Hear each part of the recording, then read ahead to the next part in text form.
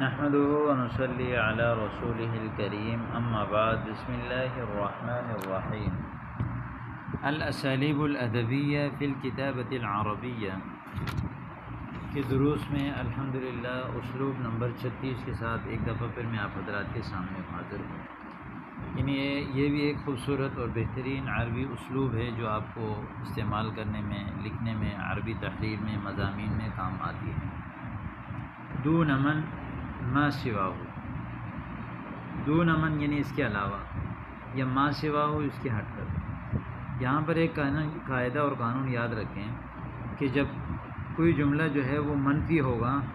تو اس سے مراد وہاں پر عموم ہوگی،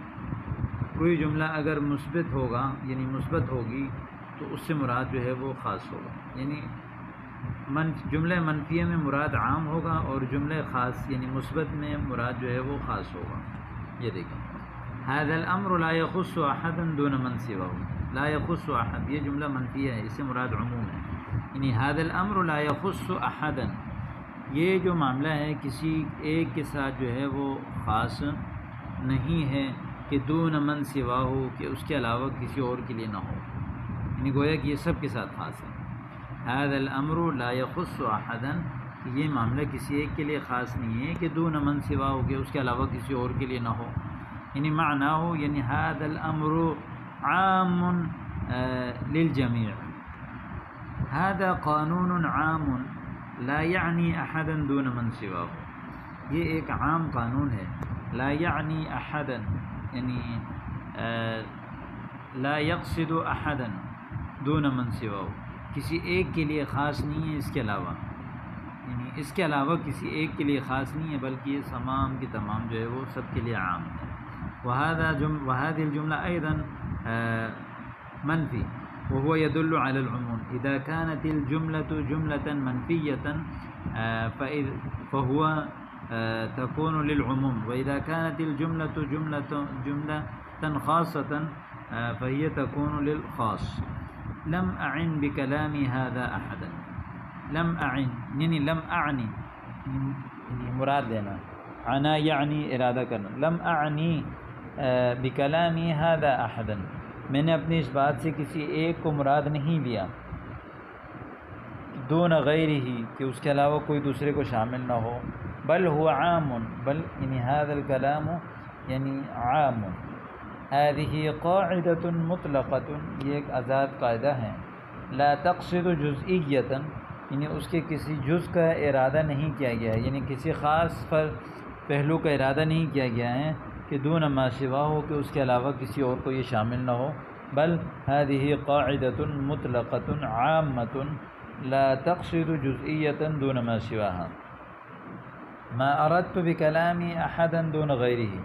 میں نے اپنی بات سے کسی ایک کا ارادہ نہیں کیا کہ کوئی دوسرا شامل نہ ہو، وانما اردت العموم، میں نے تو عموم کا ارادہ کیا۔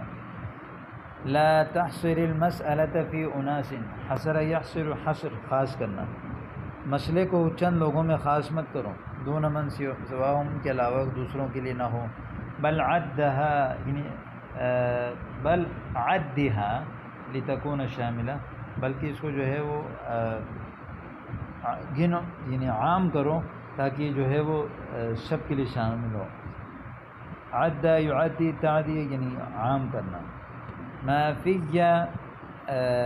من هموم وغموم لیمنعنی،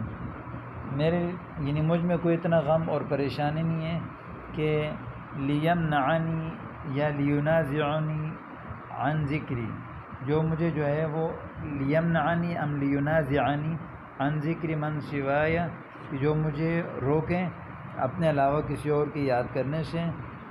بخیر خیر کے ساتھ اور شر شر کے ساتھ، یعنی اس میں بھی جو ہے وہ عموم ہے۔ ما فی من هموم وغموم، کہ مجھ میں کوئی ایسا غم اور پریشانی نہیں ہے کہ جو مجھے روک دیں، عن ذکر من سوائے بخیر او شر، کہ اپنے سوا دوسروں کو شر اور خیر کے ساتھ جو ہے وہ تذکرہ کرنے سے۔